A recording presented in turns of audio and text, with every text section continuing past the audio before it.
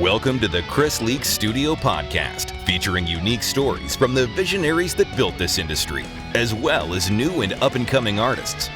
Discover their stories as told by the pioneers that molded this amazing business. And now your host, Chris Leak.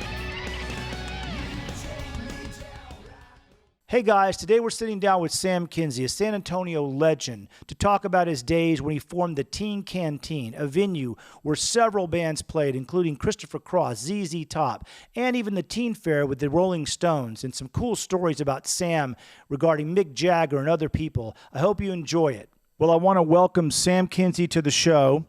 It's an honor to have you as a guest. I grew up the latter years of the Teen Canteen, and that's not all we're going to talk about. But to me, you represent an iconic personality in town because of the history of promoting music for bands, local bands, and where they can play a place to play during a time that was magical. You know, it was a magical time in the country as far as music, you know. And so I'm honored to have you on the show. And you were one of the guests that I was just set on getting on the show. There was no argument. I'm honored that you included me. But I want to start with this.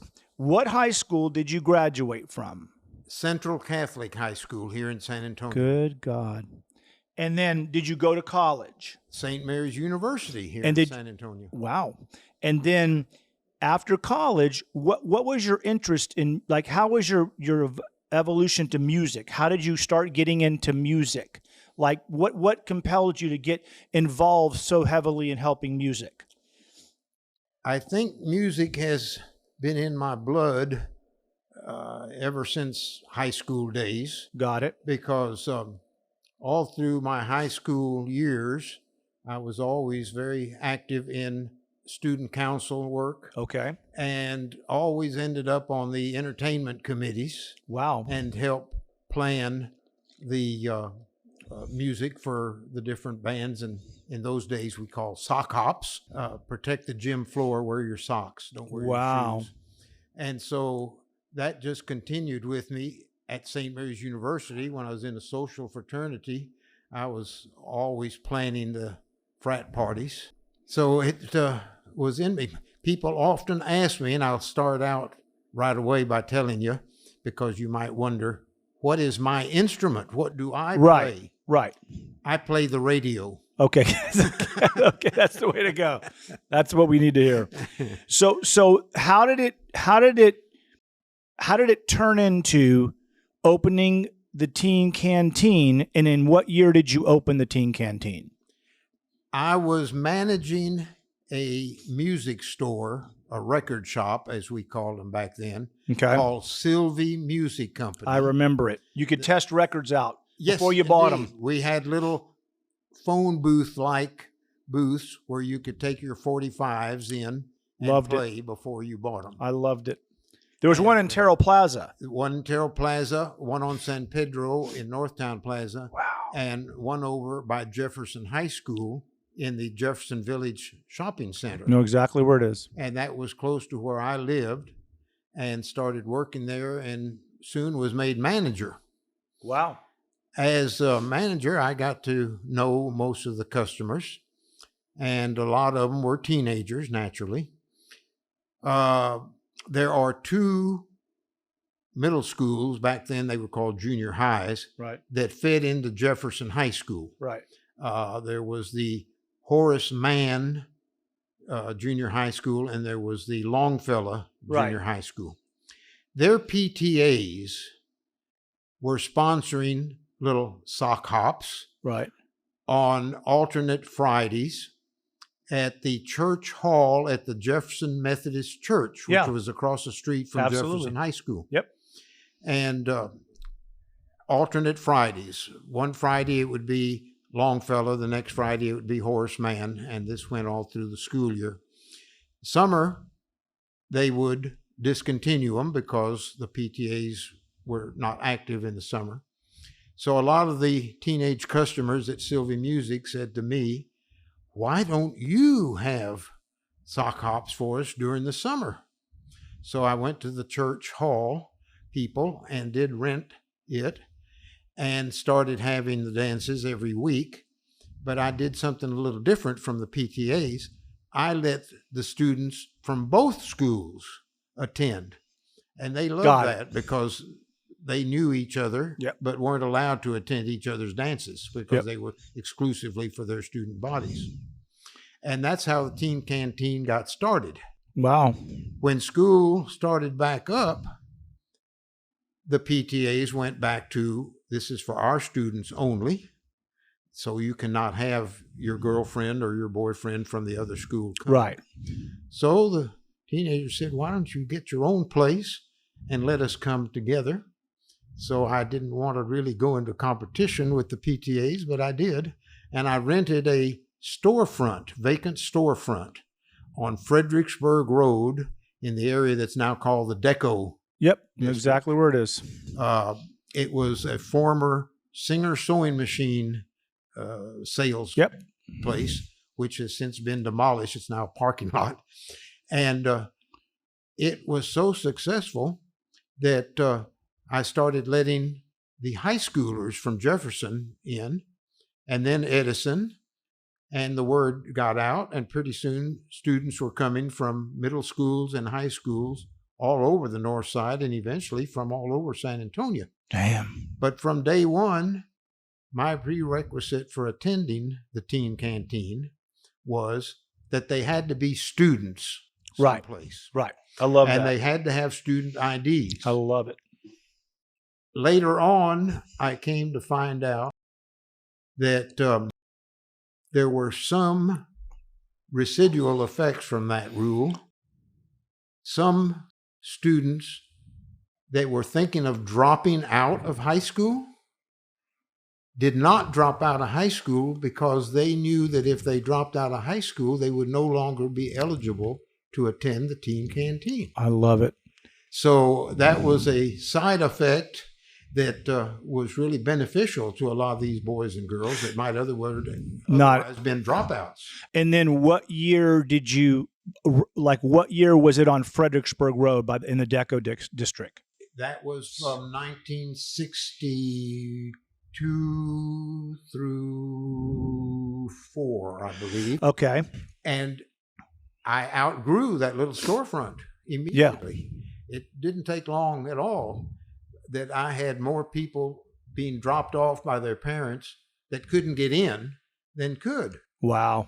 So I looked around. It's crazy. And they had just recently opened the Wonderland shopping mall. Oh, yeah, classic mall back then. Fredericksburg Road at the corner of 410. Yep. And there was a dance health studio combination in there operated by a couple by the name of Betty and Glenn Herring. And that building sat there empty. Their facility was empty on weekends. So I approached them and asked about subleasing the dance studio on the weekends. And they were open to that for a trial. So I did, and it took off beautifully. Gangbusters, you might say. Wow. Now, you weren't working at the store at this point then? I still was. You still were? Definitely. So you were doing the weekends at Wonderland, but during the week you were working. Correct. Okay. Correct. Because that's important for guys to know. You're maintaining your income, and yet you're trying your ideas and something that you've already tried out with kind of like using the gym, then using the storefront where the old Singer building was, to moving to Wonderland, which is really a smart business-minded person, because you had to think on all of those situations, I'm really not on the lease. Exactly. Which is really smart. Yes, I was not tied down to a lease or be burdened by the insurance. That's right. It was all covered by the dance studio. And it was the dance studio that I rented out, not the gym. That's right. That's right. The dance studio. Because you were working with the high schools, the junior highs rather, in the first part. Right. Now, let me ask this. So now we come to 64, the Beatles arrive. And you see them on TV, I assume. I do. And where were you when you saw them? Well, at home. So you saw them at home. That became evident that this was an explosion pretty soon after, correct? Oh, it became very evident even at the Teen Canteen, because suddenly the boys and girls were using their styles. Okay. And the boys would come in with their Beatle haircuts, and the girls would come in with their paisley bell bottoms. And did you know right that minute when seeing them that things were changing? Did you know that they had that effect in your house watching them, that they were going to have that effect on America? I could not imagine that it would have been the effect that it did have. So the immediacy of it, you saw it come residually, like maybe later on they come in February, and you seeing it maybe in the summer coming up where bands are starting to try to play music like the Beatles, or was it a longer period of time where you saw the transition of bands thinking, boy, we have to be like the Beatles? No, it was not long at all. Okay. It was not long at all.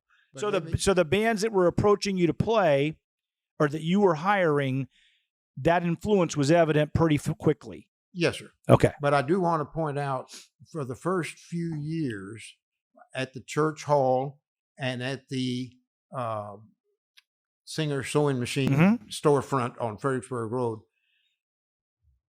I was the DJ playing the records. Okay, got it. Music. The first band to play for Teen Canteen was at the Wonderland location. Wow. And it was called the Galaxies. And a couple of the musicians were employees of the dance studio and gym, but they had a band on the side. Okay. So they fit in.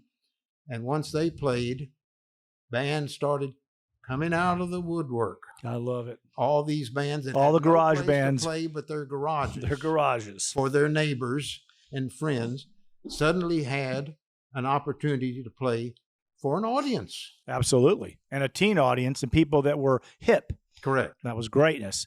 So how did you approach that? You got bands coming to you to wanting to play. You're choosing between them. Do you go to their garages and watch them? Exactly. Wow. Exactly. I never went looking for bands. They all came looking. But in order to hire one, you'd have to go see them. I would go and audition them, so to speak. Wow, I love Yes, it. So you're getting exposure to these garage sessions, which is greatness, because they're all in their garages thinking, I'm going to be the next big thing, and they're all auditioning for you, which is actually good practice for a band, because really you're talent scouting at that point. You're not just hiring a band, you're looking at whether they'll translate to your audience. Well, I did realize that they were doing their best to impress me so they could come and play. But I did realize how important it was to each of these bands and to each musician in the band, how important their music was to them as individuals, right, and as to a That's band. right. So even if they were not top notch or really talent worthy, right, I would be as encouraging as possible and tell the ones that I personally did not think were going to be successful, stars, right, to come in and back up another band. There you go. That might be a little bit more polished. And how many bands would play a night? Usually one, but occasionally two. And then how did they bring a PA system back there? How did they play with the venue? How did you arrange They brought all of their own equipment. That's crazy. So they were already buying PA amps. systems. Like their vocals were going through little columns of PA? Correct. Oh, goodness gracious. That's greatness. So they had to not only buy their equipment, they had to buy a PA so they could hear the singer. Correct. And then they would bring those PAs in, and they would play on Friday and Saturday when it came to bands hiring. Yes, sir. And then you charged a cover. Yes, sir. And then the bands got paid a certain amount. And so what during the 64 to 66 years, it was, what would you call that heyday of where, boy, you just were inundated with bands wanting to play and you had to go see bands? And how were you keeping your day job? Well, I would go and hear the bands in the evenings. Okay. So it never interfered with my day. And so you kept that. And so at 64 and 65 and 66, what would you call the golden years of that era at that Wonderland location? Was it just every year until you left that location? It was just great? Oh, it was better than great, because it, like the first location, outgrew itself. Oh, God, that's attendance great. Outgrew the location. Now, let's talk about this dress code, though. I want to talk about that in a second. I love that because I email them all to this day and say, why don't you instill some sort of code? You can't with all these lawsuits, but I love the dress code thing. Let's talk. So you instilled a dress code. You implemented a dress code to the teen canteen. You couldn't just come in. You had to come in looking nice, didn't you? Well, you had to be a student with a student ID, correct? One. And yes, you had to be dressed presentably, school attire. And a lot of them came where the boys would even actually wear ties. I love it. But the Beatles did help change that. I agree. It loosened up quite a bit. Yeah, I visited their tailor in Liverpool recently, around that area, saw where Brian got them the suits and all of that. It was great. So that they did help that in that they were dressed neatly, wore ties, and I look at some of those old photos and it looks like there's people kind of jumping on that bandwagon, which was good for the dress code for you. Well, yes, but now the dress code also applied to the musicians.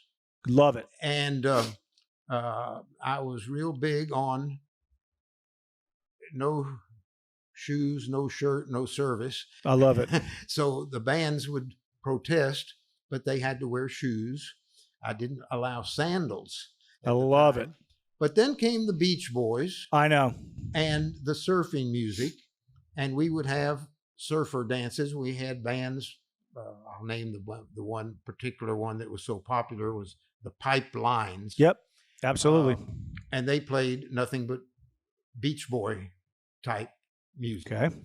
And so to go along with that theme, we would allow the boys and girls to come in shorts and cutoffs and beachwear. Got it. So for that specific thing. Somewhat, yes. So let's, and if I'm missing anything here, I want you to tell me. So let's go to during this time, and you're booking the bands. It's Friday and Saturday nights, correct? Yes. And nights before holidays, like the Wednesday before Thanksgiving. Love it. It would be slammed, wouldn't it? Packed. Yes. Oh, good. And so during that time, were you noticing bands that you're thinking, man, these guys are pretty good? Like, were you looking at some of the bands and the reactions from the crowd where you're thinking like, these guys are getting good? And were there more go-to bands that you liked? Or was it just like, no, I need to mix it up and have a lot of different talent there rather than the same featured band? So, it would come back every 2 weeks. No, there were so many bands to pick from that we used almost all of them. But I would notice how the attendance would increase with certain bands. Got it. So financially, it was to my advantage to have the bands that drew the biggest attendance come more often. Got it. And the secondary bands would either open up for them or back them up. Right. And so during that time, there was an array of tons of bands that played the Teen Canteen. If you think about it, in 1 year, there was 110, 112 bands coming through there. Oh, yes. And as I started advertising. And where did you advertise? Well, to begin with, it was just word of mouth. Got it. And then a lot of the parents that would come, because I was very welcoming of parents to come and chaperone. Okay. And a lot of these parents were PTA people, and they would go back to their PTAs and recommend, which is great PR, their attendance at the Teen Canteen be encouraged by the PTA members. I love it. Encourage your kids to go to the Teen Canteen because it is supervised. No drinking. No drinking. No smoking. And that's great for them. Exactly. Because at that point, during that time, coming towards the 68, 69 era, it was evident that the world was evolving, things were changing. But before I go there, I want to ask, so when did you sort of notice that the 60s were changing a little bit? Was it with the Beatles change? Was it that the Beatles started to change, so it influenced the band's dress? The music started changing. When did you start to say, or did you say, no, I'm sticking with the stuff that got me here? Meaning, were you like, I'm not going to jump on everything that comes through up in the radio? Or was it like, no, I've got to change because we are a dance place. They like to dance. So the music that came in later in the 67, 69 era was a little more psychedelic. Some of it was a little less dance. While the same time, the radio was laced with tons of pop music that's very danceable. Did you stick with that mantra? Did you say, I'm going to bring some not psychedelic bands in, but bands that were following the Beatles trend? Well, like the Stones. The Stones were, we have a great Stones story. I want to save that. That's greatness. But was it like, no, more bands, the Stones came out and bands were 50-50. Like I had some Stones garage sounding bands and I had more clean Beatle type bands. Was it more of a diversity of those two? I mean, a selection of those two types of groups? The Teen Canteen evolved with the music.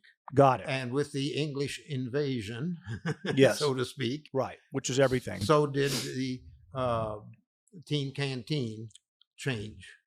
And so towards the middle 60s, or late 60s rather, and let's say, or not even late, let's say 67, 68, 69, you're actually seeing this big change in bands. I mean, there was a huge change in the market as far as psychedelic bands that were using more experimental instruments, but yet there was a core of pop bands. So you just evolved with that. Correct. And so let's talk about the Teen Fair and how that happened. What year was it? And how the Rolling Stones came to play San Antonio through you. Well, I had been approached by the corporation that was putting together the Teen Fair, which was meant to be a world's fair for teenagers. Right. And it was called the Teen Fair of Texas. And it was held out at the Joe and Harry Freeman Coliseum. And we had a number of acts come in, and the Rolling Stones was one of them. They were not well known here. I heard about this show. My cousin was there. Billy J. And the Dakotas and others. Bobby V. Leslie Gore. Who was the headliner? The Stones? No, not at all. It was Bobby V., the male vocalist, and Leslie Gore, the female vocalist. Okay, I remember her, yeah. But there were others. But then the Stones were the British entity, but they were not well known. And so when they performed, people did not recognize that they had a future ahead. They did not. There were people in the audience that actually got up and walked out during the concert. That's a classic. And were the Monkees on that show? The Monkees were. So they were on TV. So why wouldn't that be explosive? Like the Monkees were already on TV. Not those Monkees. Got it. We actually had a troupe of trained monkeys. Oh my God! Tricycles and. I thought, how'd you get the Monkees on there? No, now the that's Monkees, a good one. The band, I love it. Was not involved. Oh, okay, that's greatness. But they did have a Teen Canteen connection, as you might know. Mike Nesmith, correct, who lived right there in the Vance Jackson area, wasn't it? Well, his dad was military, and went to Cole High School. Side note: his mother became quite famous. She sure did. She invented liquid paper, which is good gosh, a white out brilliant for typists. She was an artist, correct? Yes. And so she said, well, I can just clean up typewriters. Good God. And he got that fortune too. And in keeping with trying to evolve musically, in addition to the dance bands, occasionally we would have hootenannies, which were for folk music. Okay. Folk musicians. And Mike Nesmith was one of the and ones he loved that came folk out to perform at the hootenannies. And of course, he then went on to. So he moved out to LA and auditioned and was playing, and then he auditioned for the Monkees TV show. Correct. So what year was he doing the hootenanny? What year was that? 65? I can't remember the exact date. But around that. And yes. So it was before he left for LA. Oh, absolutely. And so the Rolling Stones are at the Freeman. The reception is not good. Mick noted that in his mind, Mick Jagger noted this. And let's talk about the story where when he came back in 72 or 4, he called you. Well, he wanted me to know that he could hold an audience. So they were coming. Sounds like something I would do. That sounds like a me move. Let me call Sam up. He presented me with backstage tickets. Oh, I love it. And also tickets to the after concert party, which was at the Hilton Palacio Hotel Absolutely. downtown, and got to meet his lady friend then at the time. Was it Bianca? Bianca. And it was quite a party. Oh, good God. Although I'm quite into the music, I'm not really a party person. Neither am I. Per se. Neither am I. I don't drink or anything. I enjoyed attending. The funny thing is this. How did Mick Jagger get a hold of you? And furthermore, how did he know he remembered the teen fair was what year? 64. How did he remember 8 years later to find you? This is crazy. I did not ask.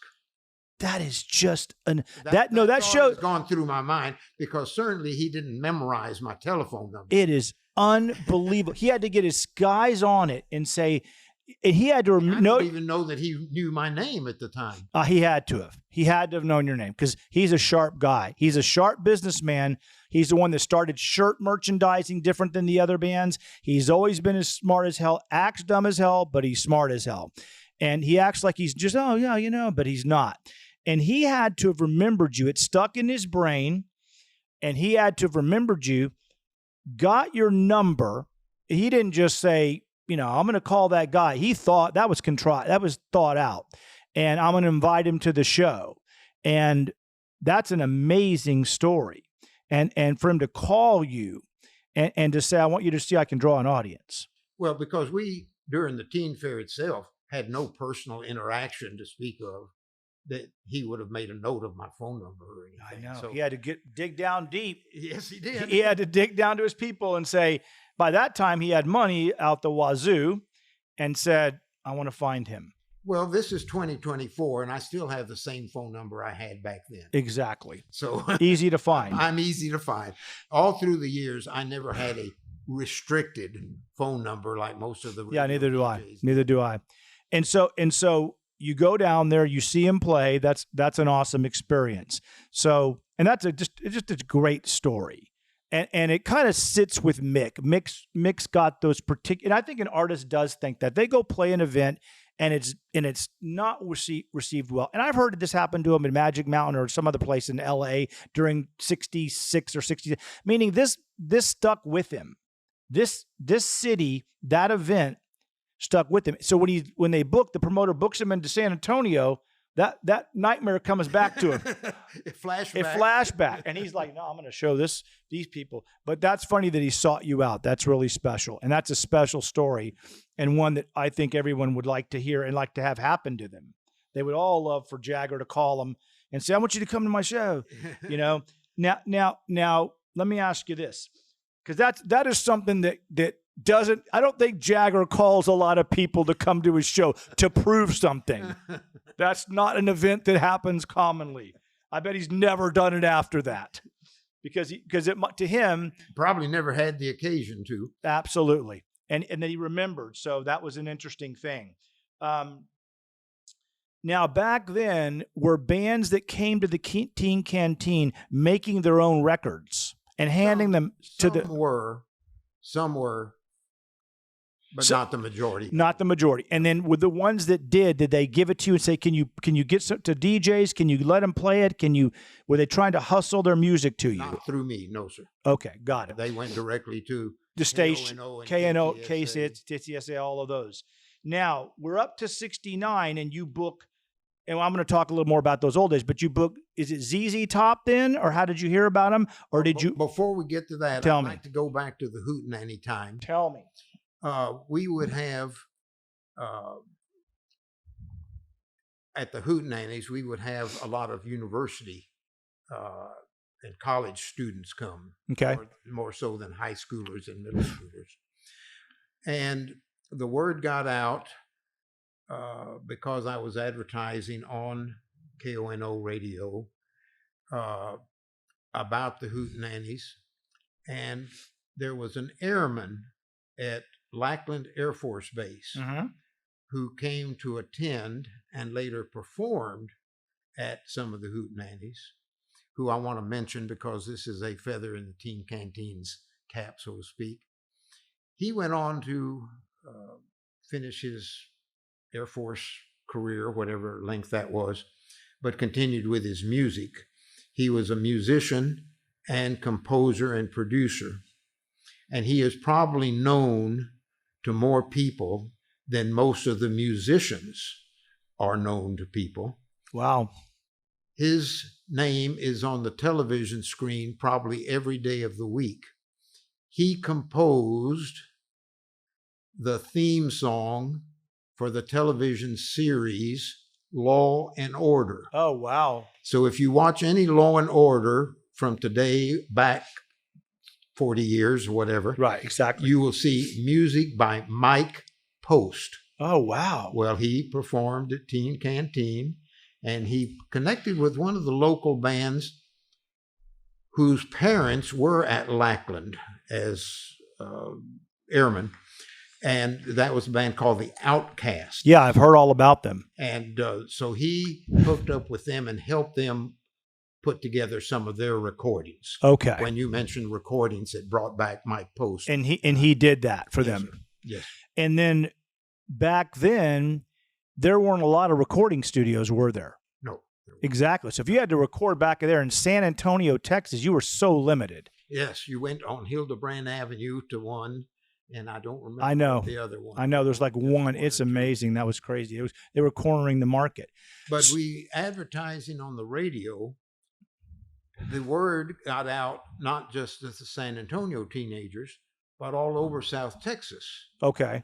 And so in addition to boys and girls from different schools throughout South Texas showing up to experience the Teen Canteen, Right. we had bands from all these little outlying communities, whether it be Victoria, Texas, or Uvalde, Texas, or Del Rio, or Laredo, or Corpus, Dallas, Houston, contacting me wanting to come and play.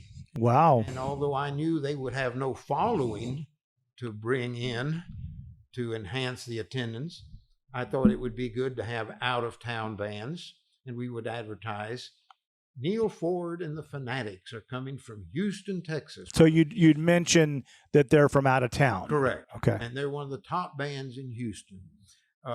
We've got a kind of a hard rock band called the Moving Sidewalks from Houston. They're coming to San Antonio. We've got the Titans coming from Dallas, or we've got Jim Jones and the Shantays coming from Fort Worth. We've got Sweet Smoke coming from Dallas. We got the Zachary Thacks coming from Corpus Christi. It's crazy.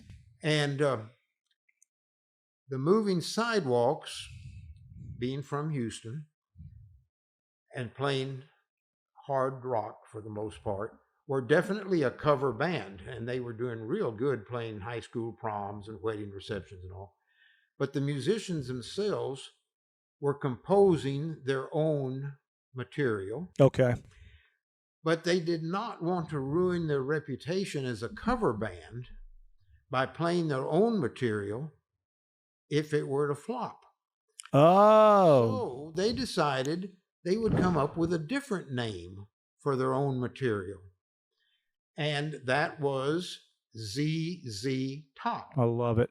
And as the Moving Sidewalks, their manager said, could we use the Teen Canteen as the springboard for the original material and the name ZZ Top? Certainly.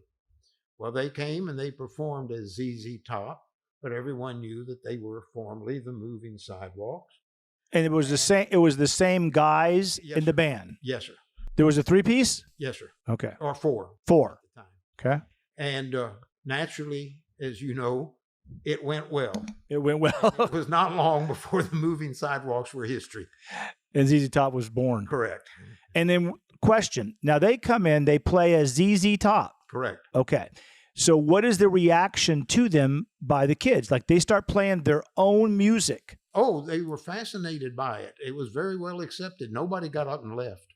That is, because these kids are used to hearing cover music. Right. They're used to hearing cover music. Music that they recognize. That's right. Can relate to. And now these guys are on stage, ZZ Top, playing that style of music, and the kids were very accepting of it. Absolutely.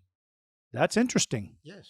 So they immediately took to that band. Correct. So it was translating to the audience. Their music was immediately translating to the audience. I love that shot there, Bailey. That's a good shot there. Go ahead. What? Well accepted. Very well accepted. But then came along some other groups like the Bubble Puppy and 13th Floor Elevators. Yeah, I know. From Central Texas. And they were playing their own music. But this was more psychedelic. But getting into the 70s. But when ZZ Top's playing, they're doing their bluesy kind of rock. Correct. And both of them are singing. Oh, yes. And did you look at that band and say, man, that's a good band? Or you were like, yeah, they're just a good blues band. They're really good. Meaning they sound like they even did well doing covers. They sound like they did well doing, and they're very specific singers. I mean, they got a specific voice, like it's that I know. Right. And so they were that accepted. It's crazy. Well, I knew they had the potential, but I could never have dreamt. No one can. Nice. What was come of it. And how did they get signed? They're 69, and then the next thing you hear, they're signed to London Records. Well, they had Bill a Ham, manager by the name of Bill Ham, who's one of the strongest armed guys when he was alive that you ever had behind absolutely. You. He was a beast. And he is the one that helped catapult them. He did. He took them in a studio, and I don't know the story, but I believe he actually started recording them prior to any record deal. He started recording up in Tyler, I think, or one of the cities like that, or Denton. Yeah, it was like Denton or Tyler. He found some studio he took them to record. Now, so you see them and you say, okay, these guys are good, but you knew that. But I did have them back several times, and each time they came back, the attendance grew because the word was out. That's the band that was here a few weeks ago that was so different, that we like so much. And so when you say so different, so the people knew that they were different. Yes, they weren't playing the cover music that they were used to. Okay. So in a weird way, bands would come size up their talent, their competition as well. Oh, absolutely. So they walk in, see ZZ Top, and they're like, well, wow, they're playing their own music. They go back to the garage and tell their buddies, like, I used to do a Trey. What are we doing here? Trey Gunn, my band. What are we doing? These bands are doing original music. What are we doing here? Why are we sitting here playing all these other, we can't do other stuff. We have to play original music. We can't do that. Everyone has a negative connotation about that. But that's important that that the audience hears that they were fixated on, we're doing our own stuff, and it's translating to the audience. So these other bands are sitting there watching that, thinking they can be as good as that, where some of them aren't. And they come in. Did they start doing more original music at that point at the Teen Canteen? Some did. Yes. Some did. Yes. Okay. So now you're outgrowing Wonderland.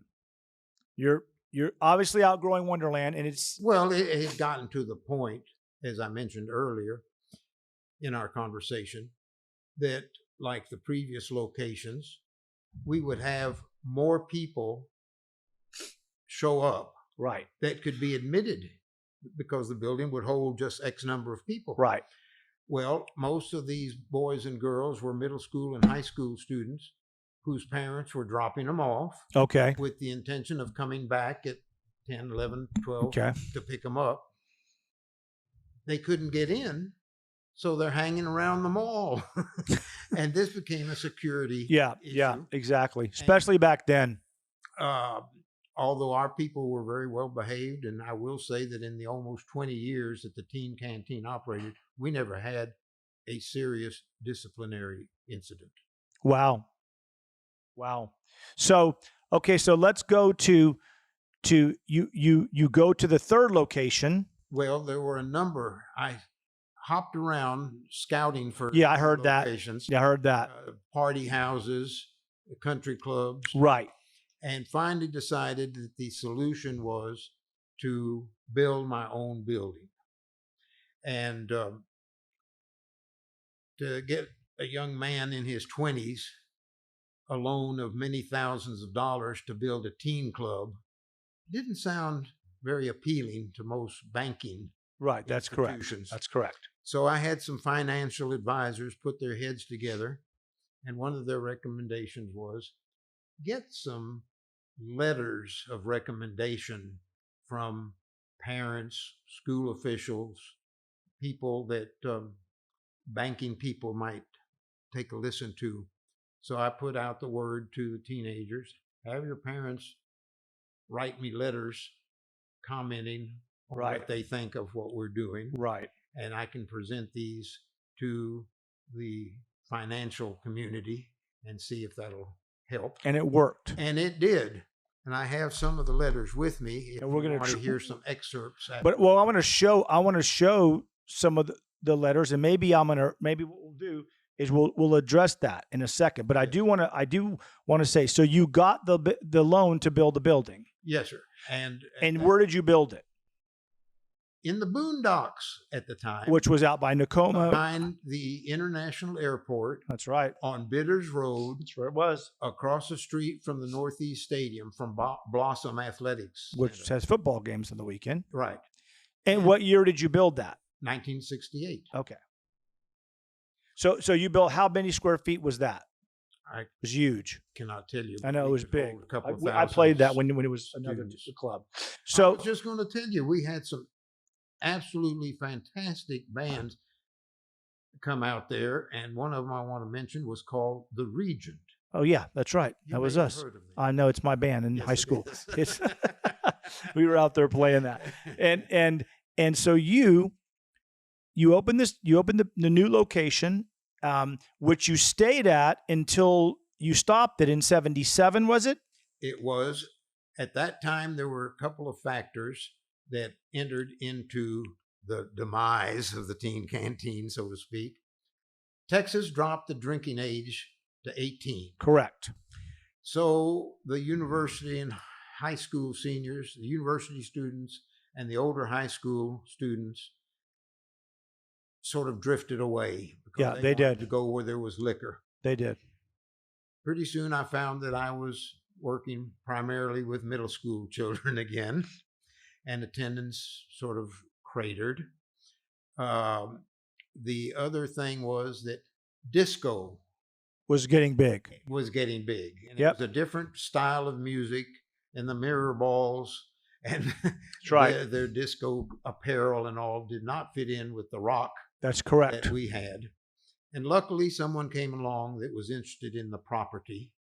And I said, well, I'd be willing to walk away from it, except I had so much money invested in equipment, sound system, kitchen equipment, because we had a full Yeah, you snack did. bar. Oh, you did. We did not sell liquor or That's right. beer, but we sold hamburgers and milkshakes and That's candy right. and popcorn. And the people that were interested in property said they would buy all of my equipment at what I paid for it. Tables, chairs, amplification, lighting system, everything. So you sold it. I sold it, and it was a blessing to me. I know. And I decided I would just continue with the music as a booking agent. That's right. For all You of did. these bands. That's right. But then it expanded, and I was booking more than just teenage bands. That's right. You were. And so who bought the old Teen Canteen building? I don't remember their names, but they operated a actual nightclub. Right. Okay. But I want to go back to one quick story. Christopher Cross, who had all the Grammys, and Chris Geppert, who was an Alamo Heights graduate where I went to school.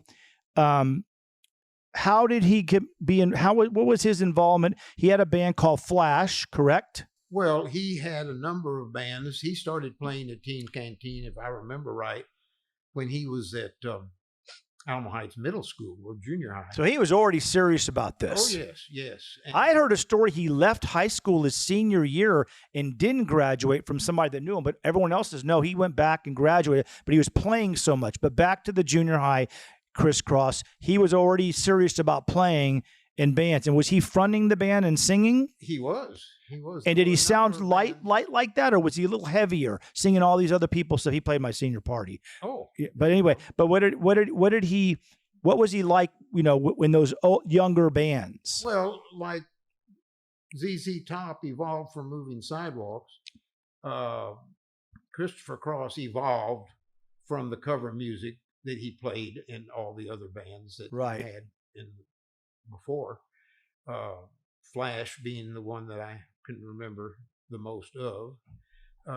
But he had his own style, and he realized that there was a potential there, so he pursued it, and he did well.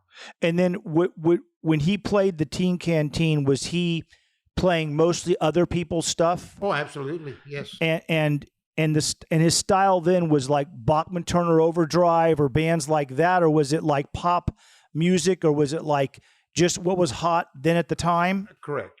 And how many piece band do you first remember him playing with about? Was it a big band or just like a 3 or 4? It was 4 or 5. Got it. It was small. It was not. And what was the reception to him back then? Oh, very much so. He was very well received. And one thing that we haven't touched on is that from time to time, like I mentioned, we were open on the nights before Thanksgiving. Yes. We would hold what we called Battle of the Band. I remember them well. They were popularity contests. Now, what year did this start? In the 60s at Wonderland. I can't tell you an exact date, but we would tell the bands, we want as many of you that want to register to perform to come and play, and you bring all your friends because they're going to vote for which band is the best. Thus, Battle of the Bands. So these Battle of the Bands, they started, and then Chris was in a band that would be in these Battle of the Bands, correct? Some of them, yes. And then yes. Were the winners normally the same winners all the time, or were they different? Oh, no, they varied. And how did you dictate to a winner? I had my own system. Okay. After each of the bands had finished, after all of them had finished playing, okay, I would tell the audience that they had to leave the building, and on their way out, I would give them a ticket, like a movie stub. Love it. Or a circus stub, a ticket, okay, like a ride at the carnival. And to come back in, you must bring that ticket back in, and I will have containers with the names of each band sitting here at the entrance, and you drop your ticket in the container that has the name of the band that you want to vote for. Love it. So it was a very fair deal. There was no voting irregularities. and then no election was stolen. What would the winner? Yeah, exactly. What would the winner get for winning the contest? Well, they would win the cash money from the night. Okay. They would also win the exposure and publicity. And they would also win a picture to be published in the KONO publicity publications that they had. Okay. And then they would have guaranteed another engagement at the Teen Canteen. Okay. And so let's get into the early 70s real quick. So it's the early 70s at the new building across from Northeast Stadium. Correct. And the scene had changed a lot to album-oriented music. Meaning the radio stations were playing longer songs. There's the pop stations, but there was also this pirate radio mentality of playing sides, Grand Funk. Some of their songs, Foot Stompin' Music might have been a short one, but some of them were epic, were very long on the album tracks. Album-oriented music started to prevail, although nothing ever left the pop charts. Popular music. What did you notice in the transformation of the venue at that time in the bands? Was it just, I look for bands that were playing the popular songs of that year, or was it like also going to take bands on that are playing a little more longer songs, not necessarily that popular music? Was it a mixture during that time? Definitely a combination of both, because I wanted to give everybody the opportunity. The thing that I noticed with the bands that you're speaking of, with the longer songs and what have you, was that a lot of their presentations resulted in the attendees sitting on the dance floor. I love it. Watching, yes, as opposed to getting up and dancing. That's called the Hollywood scene now. They all just sit there and watch the band. Yes. They don't want to do anything. Well, some would dance, but a great percentage. I have pictures and posters of 2,000 kids just sitting, watching, Dang. and engrossed by the music. I mentioned the Bubble Puppy, and I mentioned 13th Floor Elevators. They were two of the bands that really, Doug Sahm also. Yeah, famous. People like to sit and watch and just. So when Doug Sahm played, people would kind of just be involved and engaged by sitting and watching him. Well, they danced to his music as well. Okay. So during the era between 68, let's say, and 75, was there more go-to bands during this, or was it just like at this point, so many people from all over the state are contacting you? That's the case. They're coming to San Antonio and they're contacting Sam. Correct. And then they're contacting Sam before coming to San Antonio. That's what I mean. And they're asking, "Hey, can we play?" And were there some that you're like, "Well, we're more oriented towards the local scene," and they want, we want to come in and take the door, and we want to try to control the venue, and we're big now, or is it like they didn't have a place to play then, and they might want to come to you and play, or was it like, no, these are more just circuit bands around the state, or was it more like even national bands calling you? Well, even national bands called, because we had like the Strawberry Alarm Clock. Oh, I love, yeah. But no, I was open to any band from anywhere to come and perform. And you just everybody to have a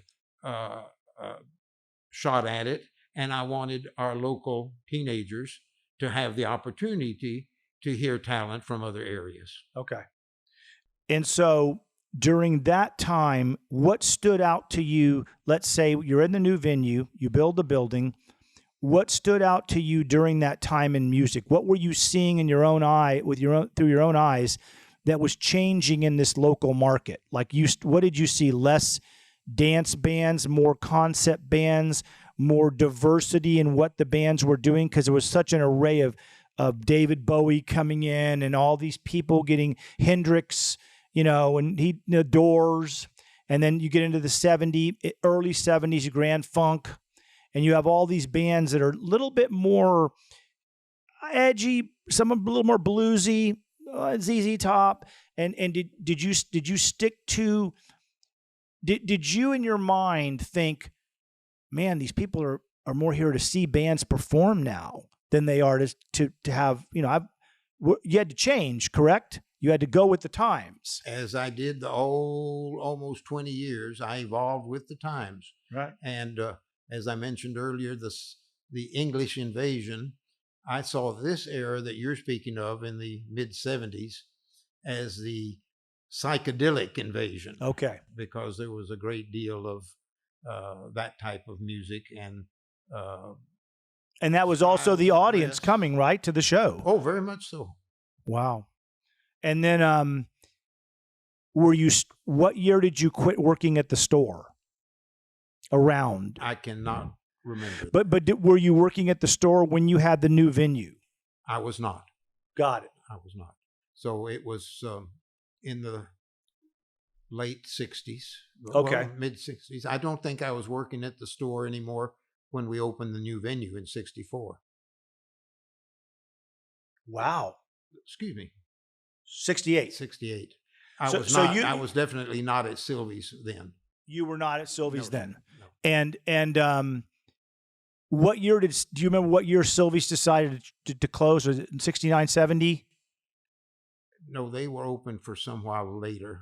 Okay. But then they did close. They did close. So you went. I was long gone. And you were working just on your own thing. Correct. Okay. So you are now full time doing this. Correct. Okay. That's interesting. And booking bands on the side. Then when the canteen closed, I went to booking bands full time. And when you went to booking bands full time, was it easier for you or harder? Well, I had more time to dedicate to the bookings, and so I cannot say that it was any harder. No. And so this was a full-time job booking bands out of your home office. Correct. And so you would just look at the bands you wanted to book, and you would just take those bands on, and you would book it. You get the deposit from the venue.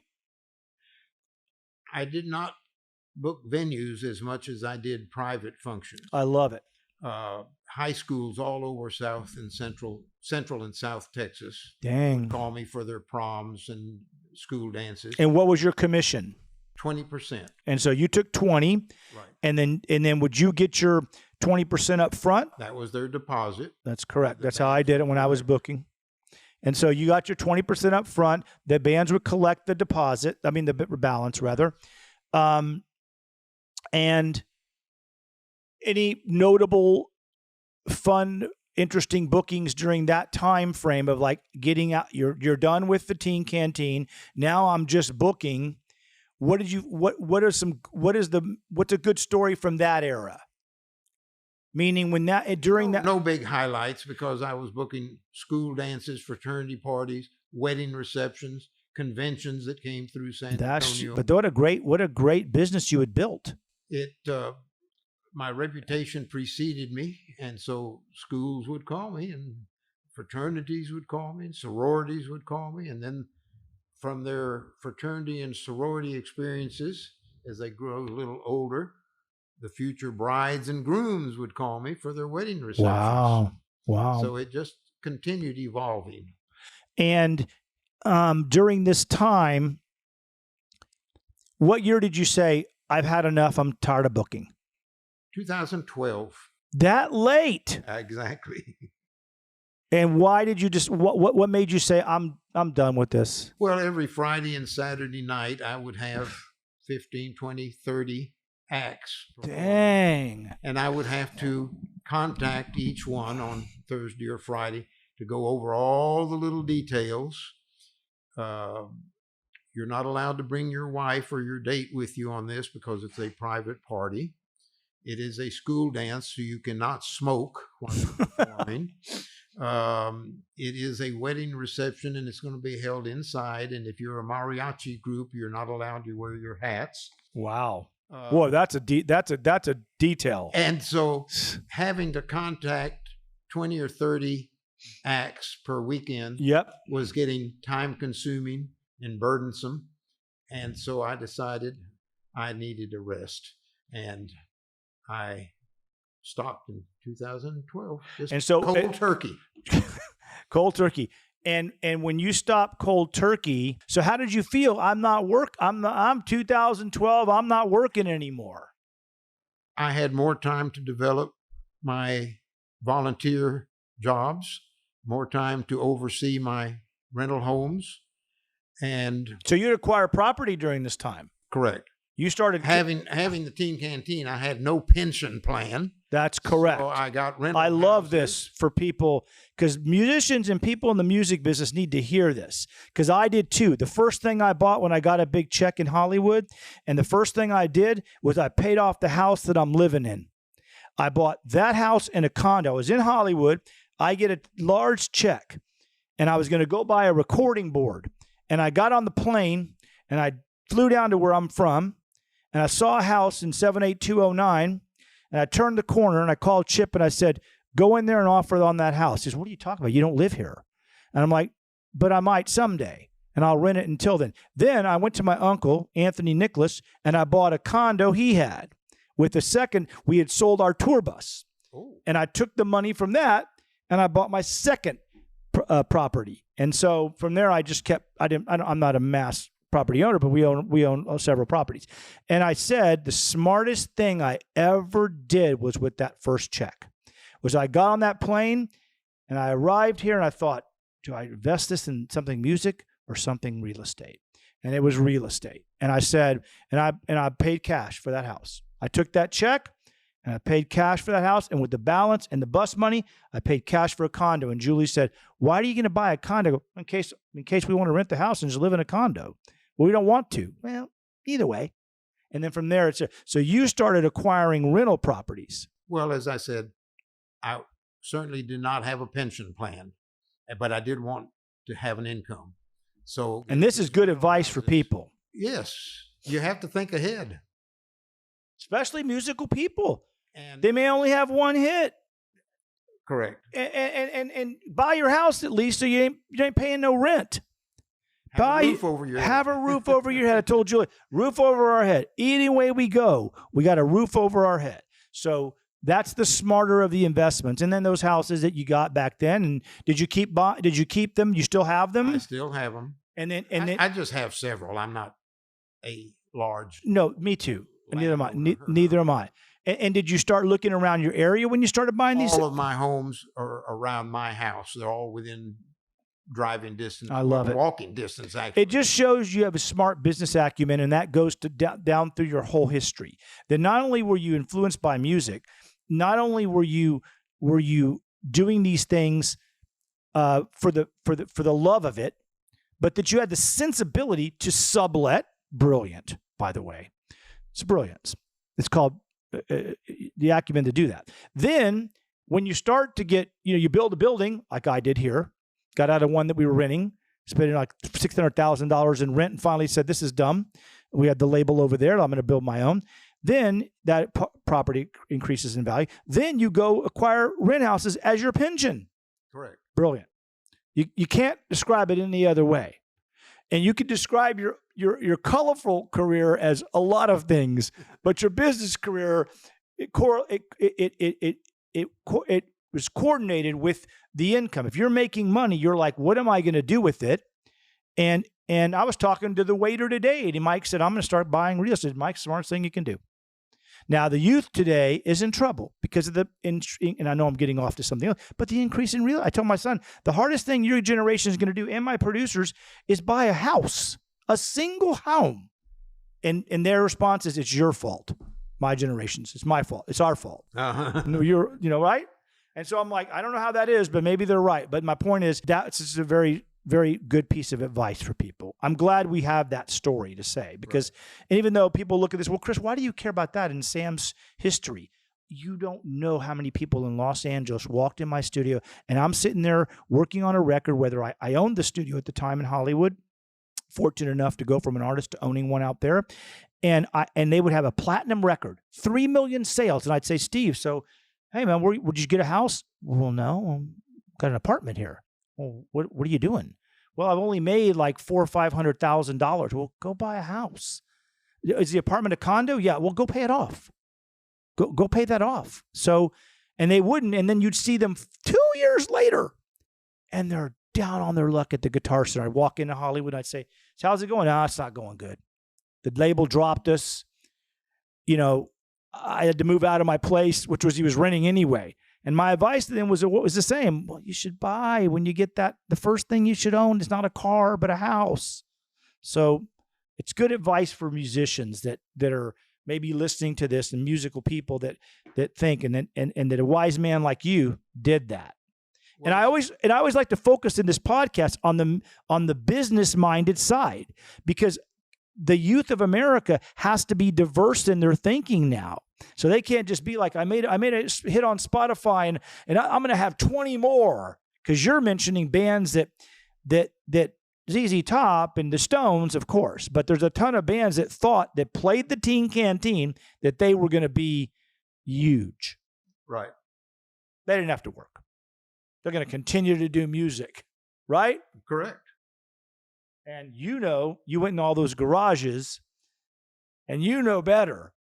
You knew, like, they're good, but I wouldn't quit my day job, right? Correct. And you normally would tell them, Now I want to talk about one thing I read. I love this. I'm into staging. How did you do the modular staging idea at the Teen Canteen? This was very intriguing to me. What did that mean? I read that somewhere, where they could build the stage or adapt the stage. I have read that also, and I think that's being overplayed. Okay. At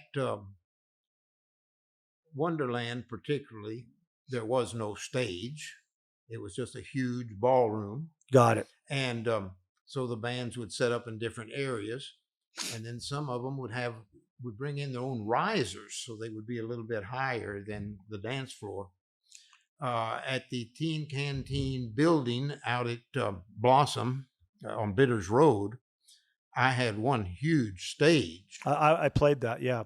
But when we did have Battle of the Bands, there would be maybe 2 bands set up on the stage. The others would set up around the dance floor because there were electrical outlets everywhere. And some of them would have risers and some not. But as far as modular staging, that's been overstated. Yeah, because it's such an interesting thought when you hear it. Right. You know, you're like, oh my gosh, like that Sullivan Show. We're going to create our own stage at Sam's Club. Now, I'm glad you told me that because I was very intrigued by that. I'm into that. What have I not covered that and I want to show all your photos and things that I want to be able to show when we edit the podcast, but what have I not done a good job in covering that you think I need to talk about or that you want to talk about? Well, you've done an excellent job of covering just about everything. And you know, the funny thing is I was unaware how much of an agent you were.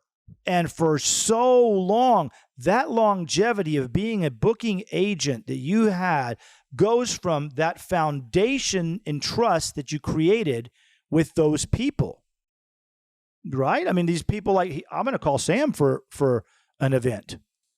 Well, I've had the occasion where I've had musicians comment that in all their years in the music business, I was the only booking agent that they found to be absolutely, totally honest. I love it. Never tried to scam them or rip them off. And after closing the Teen Canteen and started just booking bands, I expanded my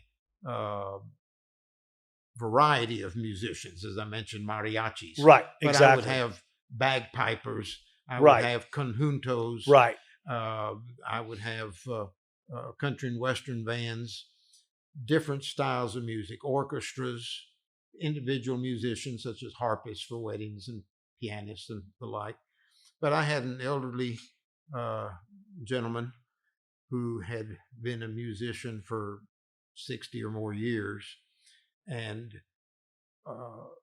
say to me that in his over 60 years of dealing with booking agents, I was the only one who he had never had any doubt of my honesty. Of your integrity. Yes, sir. And so I consider that a good thing.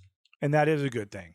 Because when you look through this book of all the bands that you've booked and all these people whose souls that you've touched, and I'm not kissing up on you. This is true. Because you're giving these people, you know, it's really important when people look at the history of San Antonio to know that during that time, there was really no place you could play. And from that time sprouted a ton of venues because when people see success, well, people want bands. They start doing what you do, but I'm going to go rent a venue for a 3-year lease and have bands every night and all of those things. And you're like, no, I'm going to take a different approach. Your approach is smarter. And during that initial time, they didn't have a spot. They didn't have a home. You know, they were just, you know, bands were in their garages. Well, the Teen Canteen was the first and for the longest time, the only place that they could perform for an audience. That's right. But during the Teen Canteen era, many copycats opened up. Yep. But did not endure. That's right. Did not last. That's right. And the book that you have there is a book that I just put together here. I'll kind of show this on the camera. We're gonna refer and let's name the book. What's it called? It is a tribute to Teen Canteen bands. A tribute to Teen Canteen bands. There are close to 250 bands featured in that book. They are bands that I had play at the Teen Canteen that I received publicity pictures from. I would tell the bands. You told me in high school. 8x10 glossy publicity picture. Well, some bands did not do so they're not in that book. And now they are calling and saying, oh, can we bring you a picture? Well, the ship has sailed. It's over. The ship's gone. You should have a photo for me. Exactly. And it's funny because people don't understand that a publicity shot is everything back then. Oh, very much so. And again, these are the bands that played at Teen Canteen that provided me with a publicity Right, picture. right. These are not bands that did not provide me with a picture, and they are not bands that I booked later as a booking agent. Right. So you're not going to see a harpist or a bagpiper Right. or a Right. 25-piece waltz orchestra in that. Right. They're all Exactly. teenage musicians. So you're going to print this book up again. You're going to do another run of the book, right? Yes, we've already sold out on this first batch. Okay, good. So the people, and we'll post where they can later on where they can get that. Also have it in CD form. Okay. And it shows like a slideshow. Wow. Just loops. Okay. And is there something in your life that I didn't cover that you wanted wanted people to know? Like, there's something, event or success, tragedy, loss, gain that I'm not covering because I know I only have a limited time. So that you feel like, this is something I'd like to say or not? Well, yes, I definitely want to say that my intention. I'm going to have you closer to the mic just one more time. Your intention in starting the Teen Canteen was to generate an income. I love that. I love that. But then when I saw the potential there for the bands and saw the need for the bands to have a place where they could have an audience other than their garages and their neighbors who are upset with the noise, I saw that I was benefiting all these teenage musicians. Wow. So that was a good thing. It is a good thing. It was a great thing. Then later on, and we haven't touched on this, since the canteen closed, from time to time, a lot of former teen canteeners will get together and throw a canteen reunion. I heard about this. Often at Floor's Country Store. And the people that come out to these reunions confide in me some personal things that has brought to my attention. Then in addition to earning an income for myself, generating an income, and helping the musicians, I was also affecting personal lives, as you mentioned, having touched hundreds of lives, not just musicians, but some of these boys and girls who profited from attending the canteen or from personal contact with me and getting advice on personal issues that I did not realize was being life-changing for some of them. So that has given me a extra feeling of gratitude for my career in the music business and working with the teenagers, and that, yes, I have generated a good income. Yes, I have helped a lot of musicians, but I've also helped a lot of people in their personal lives. And so I like to mention that as well, because you can combine them. And the funny thing is that you're real honest about the fact, like when I say that and people give me crap when I say I'm doing that for the money, but out of it can come a lot of good things. It's like if you take an artist in the studio, Sam, and people think, why are you taking their money? They're not that good. And I said, because they're really enjoying this in the process, and it has some effect on them in other ways. It's not just that they may have a job that they just can't stand, but when they come in the studio to produce music, whether I think it's great or not, it matters what they think. Correct. And if their wives hate it, and their friends are saying it's god awful, that's up to their friends and their wives. But to the person himself, it's actually very rewarding, and it can have a different and an everlasting effect on them that you're not aware of. And so you can look at it from, well, I did it to make money. But of course, when you have a club, a place like that, that's allowing people, Chris Cross, ZZ Top, Mike Nesmith, whatever it is, and people that aren't those people, the people that I'm sure it might have even had more of an effect on people that are local musicians that went on to teach guitar, that went on to, I talked to Galen Nile, people that have taught guitar and gone on to stay in music, work in retail. John, who's got his band, and he's like a legendary. You walk into any store the last 40 years, and there's John. You talking about John Michael Ramirez? Yes. I mean, absolutely. He's like an icon as far as I'm young, I see him. I'm older, I see him. and the effects that those people have on your lives, because had they not had that moment, and you might think that my moment was at the team canteen. You might have your moment at the team canteen. You might get on the stage with some guy, play, and go, "That's the last show I did." But man, it was amazing. And the daughter says, "No, Dad, you didn't. No, these kids were going crazy for me." Yeah, sure. But he probably remembers that more than, next to his kid being born. It might be up there in the top 5 memories. But we don't know it when we're doing these kinds of things. Right.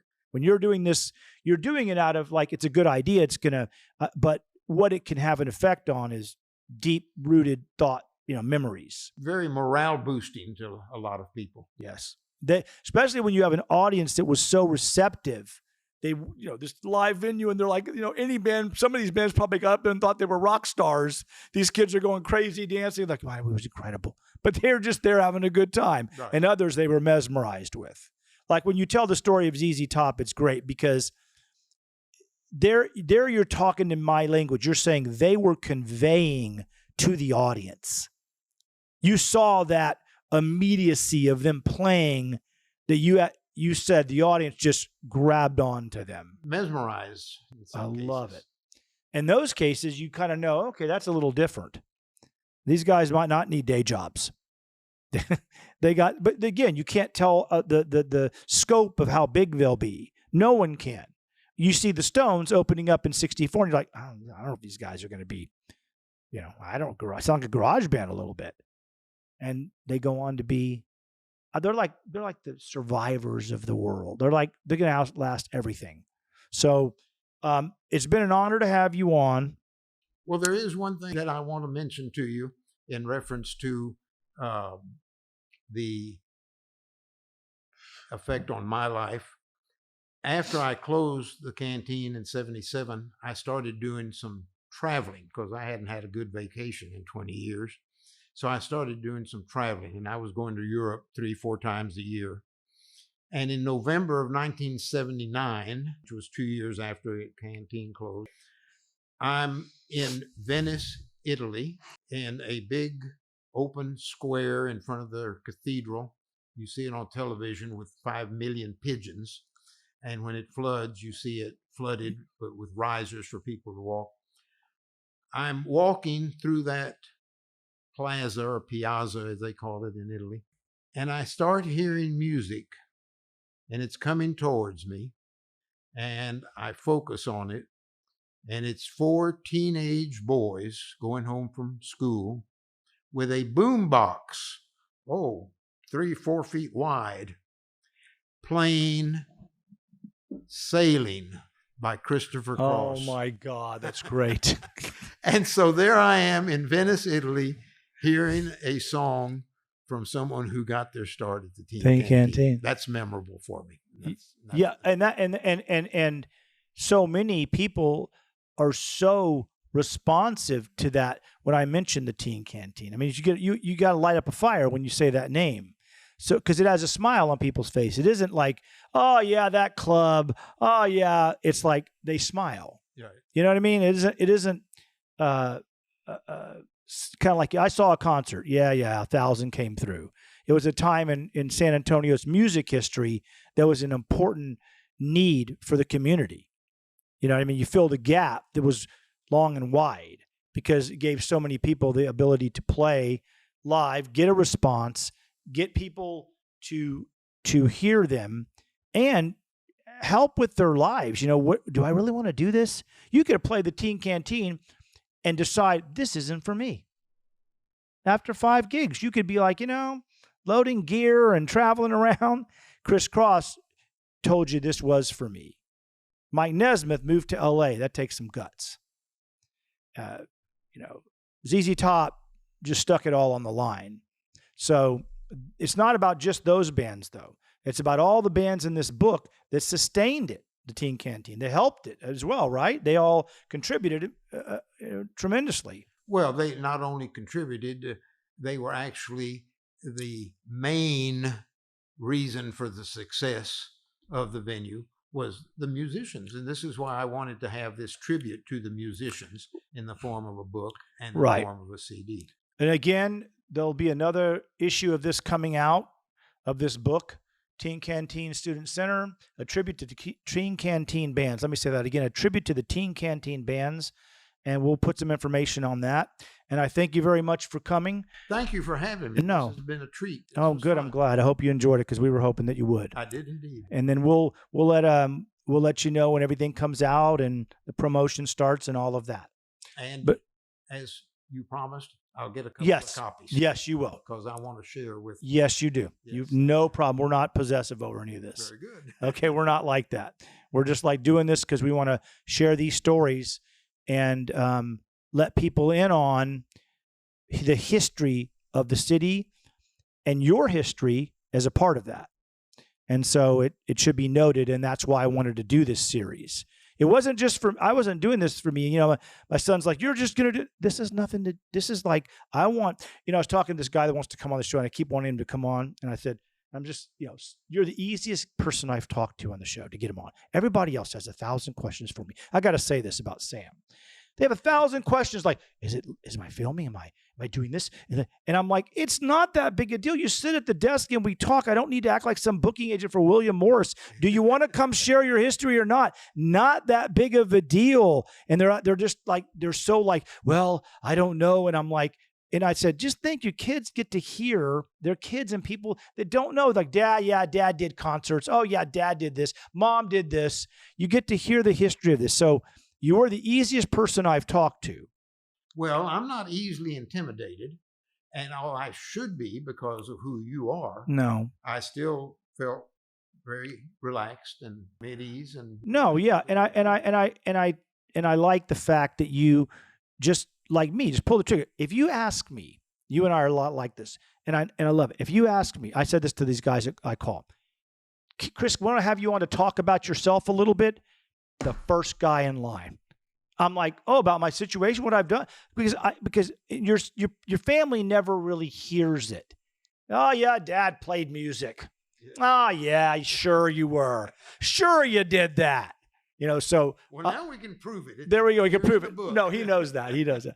But I'm saying he and she. But and my daughter Hannah, she's in music too. But she'll love this. She loves history, and you'd be surprised, Sam.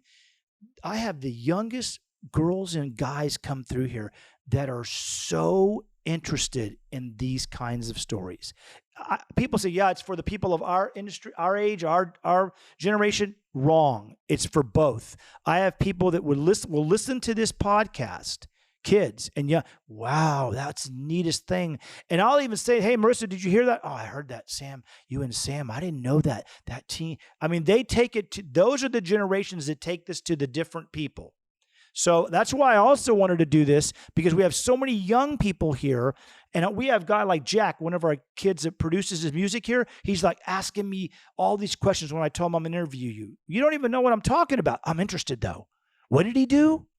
And I'm like, goodness gracious. Well, this was called to my attention by Hector Saldana, who used to be the music editor for the San Antonio. Yes, Hector. He's now the curator for the Whitliff Collection Museum. Right. At Texas State Say that again a little closer. What's it called? The Whitliff Collections. And we'll put that down there. Texas State University Library.